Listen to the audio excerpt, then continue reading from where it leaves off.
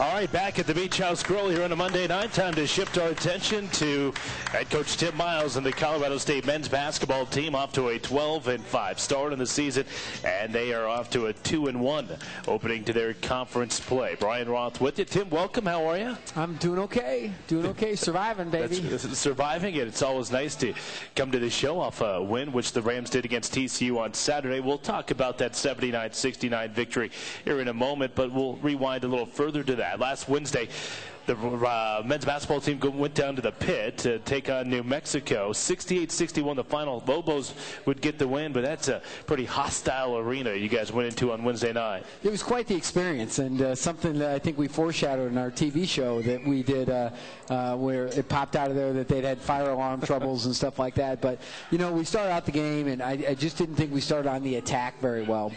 We'd had a long layoff, and we usually don't respond very well with a whole bunch of time off. And we just, you know, missed shots and didn't make very good decisions, and started turning the ball over a little bit and got behind. But we battled back, and then right before halftime, I thought we had about 4 or 5 pretty good possessions. And then that's when all heck breaks loose, and they have the fire alarm, cleared the arena. And first time for me. What did you do? I went up to the media game and was watching another college basketball game on TV. I was watching the Colorado you could the ramp like the coaches. We went to our locker room. You didn't have to go outside. No. None of the media people and they went found outside. out that a little elementary school gymnast pulled the thing. Sure, she got dared or whatever it is. I saw this girl just sobbing walking up the thing. I'm like, what's wrong with her? Yeah, Are they upset they didn't get to perform at halftime? Well, they ended up not being able to perform at halftime. The Stan's team, and allegedly it was one of their own members that pulled the alarm. This guy said, no, I think that's the kid that pulled the alarm. I'm like, oh man. Talking about a way not to make friends as an 8-year-old is go ahead and do something like that. Yeah. All your friends get the attention. But, you know, we came out in the second half and had a little bit of a slow start, but then really rallied and played, I thought, and had you know, we shot the ball well, about 48% in the second half. Can you help me out? What was the exact number? 46? Yeah, it was. I don't have the box score. I know TCU. I know you shot 24% in the first half. Thanks. Yeah. See, I was talking about the second. Brian, listen, this is the Tim Miles show. All right. We're only going to accentuate the positive. Yeah, eliminate the we're only negative. talking about the second half there, Brian. So, yes, after that 24% first half debacle, and then we finally got to them at halftime, and I thought we played better the second half, and it was really a highly competitive game down the stretch. Yeah, one thing I noticed, and I made comment about it on the air several times, that that place can get loud. And when New Mexico gets going, the crowd really gets behind them. You guys always seem to have an answer. Just when the roof was about ready to blow off that place, you guys came up with a big bucket. And it seemed like we scored before some timeouts too, because it was just as though, you know, our timeouts oftentimes they make those chaotic for you too. And I thought our kids really responded. They've done that all year in some more difficult environments too. They did at Colorado, I know, at times. So I like this group, and they perform pretty well. They're persevere. They get down, but they don't quit. You know, and that's really nice. Dorian Green was fantastic, 20 points in the game, and really was a force, especially in that second half. In fact, he had that runner in the lane with under a minute to go to make it a 60-59 game. On a play he called. Really? Yeah, so they were down shooting a free throw, and he's like, Coach, what do you want to run? You know, he's like, you know, he throws his hands up. You can't talk. You know, he throws his hands up, what do you want to run? And I'm like, and I was going to call a timeout when we're across half court. And so I just kind of just bring it up, you know. Yeah. And then I turn around and he goes, hey, Coach, how about money? You know, and that's a play for him. And I'm like, okay, yeah, sounds good. And so we didn't call the timeout. We ran it up, and he made a great play. And so Dorian had a great sequence, too, early in the game. He got I think he hits a three, goes down and gets a defensive rebound over another guy, comes down on a fast break, throws up an alley-oop to Andy, which is really a great play. And he started the TCU game really hot, too. He scored 8 right away, and then he got his third foul.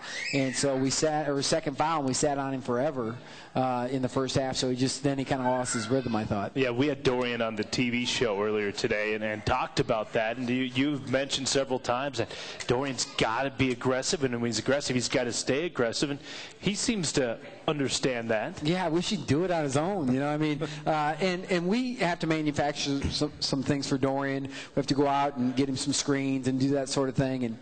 And for a good offensive team, you don't want to have to do too much of that, because even going into a team like UNLV, who will blow all that up, I mean, with their pressure and their frenetic pace and the chaos they create, it's just hard to do those things. So Dorian needs to be an aggressive player on his own, too. Dorian Green had 20, and again, the Rams had that thing down to a one-point game, but Philip McDonald, a big three, would push it up to 4, and New Mexico would hit free throws down the stretch. 68-61, the final score, but the Rams were able to bounce back against TCU. We'll talk about that contest with the Frogs coming up next as we continue on the Coors Light CSU Basketball Coaches Show from Milligan Sports and the Colorado State Sports Network. Coors Light CSU Basketball Coaches Show. We return here tonight from Old Town Fort Collins, and we continue to talk Colorado State men's basketball. Well, Frontier is your lift ticket to over 50 top ski resorts across the country. Check out our new daily service from Denver to Steamboat. Find mountains of ski deals for your perfect winter getaway at FrontierAirlines.com. Well, Tim, you guys bounce back with a victory over TCU on Saturday. Nice crowd of 4,300 on hand, even without the students. And you guys, we've talked about, you've kind of been behind the 8 ball a lot early in games by your own doing a lot of times, where you're always seems to be battling back in contests where you get down. Not the case against the Frogs, as you guys were in control from box to wire. Yeah, I don't know if it's our rotation that the coaches are screwing up, getting not the right groups out there or whatever it is, or if it's our personality of our team. It's probably a combination of all things, when you look at it. But our guys are a bunch of nice guys. They're really easygoing and casual, and sometimes that works against you in a competitive environment. And we don't have great quickness on the ball, so we don't create a lot of havoc for teams defensively. We try and make a mess of the lane as you get closer, but we need to do a better job of that. So we've let teams jump out on us, but we didn't. TCU, I think we had the lead from 45 seconds into the game and never looked back. Yeah, 2-1 is the lead that TCU had in that game. It was their only lead. I think it was tied once more at like 8, and then after that, you guys never relinquished the lead. 72% field goal percentage in the first half. There it is. Let's talk about that. Nice. Very well done, Brian. 21 of 29. Well, we coached him up, and we had him doing all the things that we were asking him to do as coaches, so it was excellent. The players listened. No, actually, we looked at, our ball movement was good. I thought we got it inside. We got it outside. We didn't shoot a whole bunch of threes because we didn't need to. And those inside guys really took over. Dorian kind of picked up where he left off, as I alluded to earlier. Travis Franklin was good. We were teasing him, calling him 5-Point Frank. And he's, I'm going to show you tonight, Coach. And he did. To his credit, Travis is an excellent player. He did a good job. Yeah, it was good to see Travis get going. And as you mentioned, he did it early. He looked to be a more aggressive offensive player, and I understand teams are scouting him very well now that you're getting into conference play, and they're playing off him. But at the same time, if he stays aggressive, at some point or another, he'll get to the rim. And he'll create for somebody else. He'll do a lot of good things. And so Travis knows that, and I think he's doing better than ever. And I think he was just maybe thinking too much and trying to figure out how to combat it and not playing. I don't have the lisp like Lou holds, but I can come close. That lisp has become more pronounced the older he gets. Yeah. I mean, he's 92 now, so it's really pronounced. Is he really? How old is he really? Oh, he's old. But I got to tell you first, and I don't think you're going to like this. I hate Notre Dame. So. Wow. A kid like me, I grew up Irish Catholic. You were pulling for the Irish. But I don't like the school. The people that go to it are probably fine people. Lou Holtz, I'm not a big fan of Lou either. Everybody's got their opinion, Brian. Everybody's got their opinion. That doesn't make it right or wrong, but in this case, it is right. But we did get him inside. Yes. Right? That was the original question. Let's not talk about that. Was the original question, right? That was the original question. You got him inside, and it's something that I know you felt like you could do. Yes, you're right. And we think we can take it to everybody inside. Even when New Mexico blocked 7 of our shots in the first half and Kansas 9 in the first half, we still think we can go inside. We are going to go inside. That's a staple of our program, and we have to build things from the inside out, and you have to score the ball inside. Bottom line is you have to score it inside to get fouled and have high percentage shots, and you can't live on the 3 alone. Although I have to credit Jerry Rice. Jerry Rice is one of our boosters and a super fan, a great guy, works so hard, volunteers all kinds of time, he and his wife Carol, for Ram Club and everything that goes along with the Spirit Committee, all different things. And Jerry's been on my case for years about shooting more threes. And after we made 14 of them against Wyoming, he wanted me to make sure that was I happy now that he was on my case, and I am. Jerry proved the point, and I don't want to play like that every night, but at the same time, it's a nice commodity to have. 27 is what you shot in that game against Wyoming. 27 threes. That's a little much. That's a lot, but we made 14 or 15 of them, right? So you got to go with the flow sometimes. Keep chucking it up, right, when you guys are making them at that clip. Yeah. Again, the Rams beat TCU on Saturday, 79-69. We'll talk more CSU men's basketball when we come back here to the Beach House Grill in Old Town Fort Collins from Nelligan Sports and the Colorado State Sports Network. All right, a few more segments left here to talk Colorado State men's hoops. The Rams 12 wins in their back pocket already here after a victory against TCU. A lively crowd out there tonight. Always good to see. Beach House Grill. Again, we're here. Those Nelligan crazy people. That's right. They're crazy. They are crazy. Peg Bush in the house tonight. Happy to see that. Danny Matei's in the house tonight. Danny, yes, he is our guy. We got a whole bunch of them out here. It's good stuff now at the Beach House Grill. Don't we have a Beach House Grill? We do. All right, we have a Beach House Grill. Although we gotta change the copy here, guys. It says Steve Fairchild, by the way. Thank you for no respect, by the way. At the Steve Fairchild show, here, I'll read it. Okay. The Beach House Grill. Ram fans join Coach Steve Fairchild, and Tim Miles and Kristen Holt, at the Beach House Grill at 125 South College in Old Town Fort Collins. Wednesday nights from 6:30 to 7:30. It's Monday, all right, or Monday, whenever, for the Coors Light Steve Fairchild Coaches Show. Thank you. Right here it is. Just so you know. Tim, I wasn't going to read that entire thing because. First of all, Fairchild's older than I am. All right, he's way older than I am. By the way, you understand Nelligan? They give me my paycheck, right? They're the ones that sign my paycheck. Yeah, so. I know. That's why I could say it. I could say it. They pay me too, don't they? All right. They're awesome, by the way. Oh yeah. I love them. Oh yeah. They're unbelievable. Again, we are here every Monday night from 6 to 7 p.m. It is the Coors Light CSU basketball show where we talk CSU hoops each and every week. All right. Well, let's look forward, and the team's going to fly out to Las Vegas coming up tomorrow night. UNLV on Wednesday night. UNLV and then home against BYU. A tough stretch of games for your ball club this week. Well, yeah, these are, UNLV's 20 in the RPI. They're an excellent team. They've been in and out of the national rankings. They're an excellent home team. So it'll be a tough matchup for us. They're a systematic team. You have to handle pressure against those guys. And they just create such a frenetic pace, so much chaos that they get you out of sorts. And so we have to be able to, handle the ball well, not turn it over. We can't let them run offense off our offense, and just handle the ball and keep attacking. They get you stopped. They kind of get you stunned, and you have to stay on the attack with them. So we're going to do whatever we can to stay on the attack. UNLV sitting at 14-4. They're 2-2 in conference play, and Trayvon Willis is a returning all-conference player. You were mentioning to me he didn't make the trip to Air Force this past Saturday with a sore knee. Sore knee is the official word. But you go into the game assuming you're going to see him. Yeah, I would. If I'm them, I'm playing him against us. I feel like we need him. I mean, I would expect to see him. Chase Stambeck. My knee's sore, too, and I'll be there. Yeah, you're going to be there. Yeah. You might not be standing up as much, but you're still going to be yelling I won't be squatting down as much. Yeah, I'll do what I have to do. What's the story with your coat? When do you take that off? It's in the first 30 seconds. As soon as possible. Was it when the first good thing or the first bad thing happens? I tried to coach, like, my second college game, or I think the first 2 college games I ever coached, I took it off right away. Somebody, and I'm a pleaser, somebody said something, why don't you keep your jacket on? Oh, okay, so I tried. And it was just miserable the whole game. And finally, I think I kept it on the whole first half.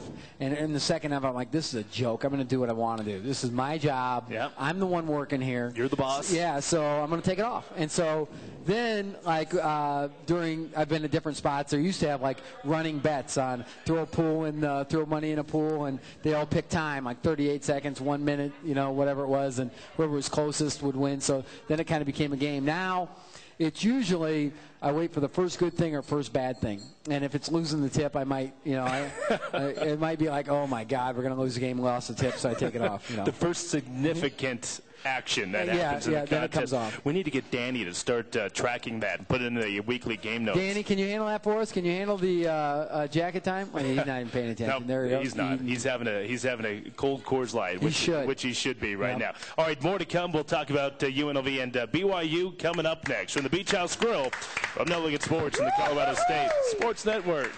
A couple more segments up here on the program tonight. Coors Lights, CSU basketball coaches show. Tim Miles cheering on the show that well, it doesn't bear your name. The TV show bears your name, but this one doesn't.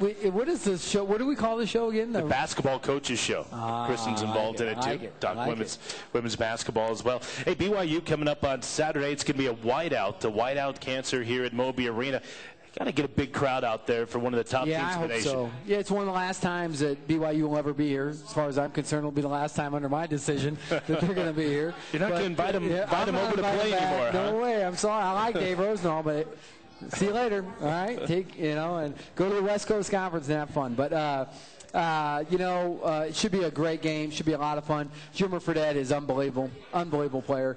Got a chance to be the player of the year, although Kemba Walker from UConn is unreal also. But Jimmer is one of a kind, so it should be a lot of fun. Yeah, he is, and that's not just talking about his first name. I mean, he's a one-of-a-kind basketball player, too. 26 points per contest. And watching that Utah game the other night was just amazing. And, boy, he has all these acrobatic moves underneath the hoop, and then he has limitless range. Well, I think he was an All-American last year. What people don't understand is he went through mono last year, too. Yeah. I mean, he got mono in the middle of his basketball season and was still an All-American. My goodness, can you imagine? So, he's healthy now and he's ready to roll. And, Jackson Emery just broke the all-time BYU record in steals. He's a really good guard, too. They've got the Davies kid inside. Brandon Davies is really a good player, too. Noah Harstock's a nice player. The Collinsworth brothers are good, too. They've got a nice group of guys. Jackson Emery, one thing I've noticed over the last couple of years, and I don't think he gets enough credit for it. I mean, he's obviously one of the best defenders in the Mountain West, but he is a very athletic player, and I don't think he gets enough credit for being the athlete he is. No, he's an excellent athlete. He really is. And that should be an excellent game. We hope for a huge fan base. Our students will be back. Hopefully our students are ready to go. They always love a free T-shirt, so you're going to be available. So we're excited about that. Right, Ben? About 5,000 of them we're going to give away? Something like that. Oh, I don't know. 2,000. 2,000. Close enough. College kids. I'm a college coach. What do you expect? Right? Embellishment is what we do. By the way, BYU 9th in the nation in the latest poll that was released today. So again, the Mountain West 2 teams in the top 10. They're 17-1, 3-0 in conference. Their only loss came on the road at UCLA back on December the 18th. All right, we'll talk more about the Mountain West and put a bow on this one as we continue here from the Beach House Grill in Old Town Fort Collins from Elliott Sports, Colorado State Sports Network. All right, a couple more minutes left here on the program as we wrap it up from the Beach House Grill, Old Town Fort Collins. Happy to have you with us here on the Colorado State Sports Network. Again, the Rams off to that 12-5 start, 2-1 in conference play. They get UNLV in Vegas coming up on Wednesday, and then they return home a Saturday night affair with 9th-ranked BYU. All right, Mountain West Conference, we've talked about how good it is. San Diego State, they go on the road, and not only they win at the Pit on Saturday, I was hoping it'd be tougher for them. Yeah, they got down 13-6, but after that they started raining threes, and I was impressed by what I saw in that contest. That's why their front line is the best in the country in my book. They're a small forward, big forward, center spots. There's about 5 guys you throw in there that are outstanding. And DJ Gay is a heck of a player too. He made the 3 with 40 seconds left, hit the half quarter at the buzzer, and that was pretty impressive. Our league is unbelievable. It's really a neat time to be a part of our league. DJ Gay had 30 points in that 10-point win for San Diego State. Duke loses this past week. San Diego State, though, doesn't move up. They stay at 6. So, it's funny. I told Steve Fisher called me after we won the Cancun tournament. And he said, Tim, I'm just so happy.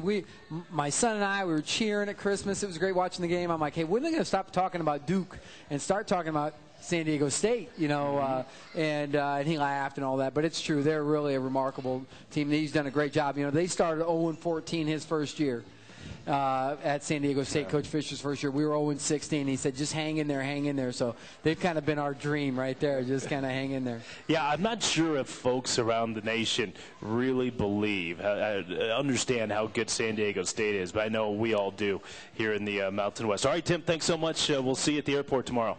See you tomorrow, Brian. Okay. That's Tim Miles, and Kristen Holt joined us on the program as well. For Charlie Grimes, who's back at Master Control, and Bob Greenfield, our engineer here tonight, and everybody that showed up. I'm Brian Roth saying so long. Thanks for listening to the Coors Light CSU Basketball Coaches Show.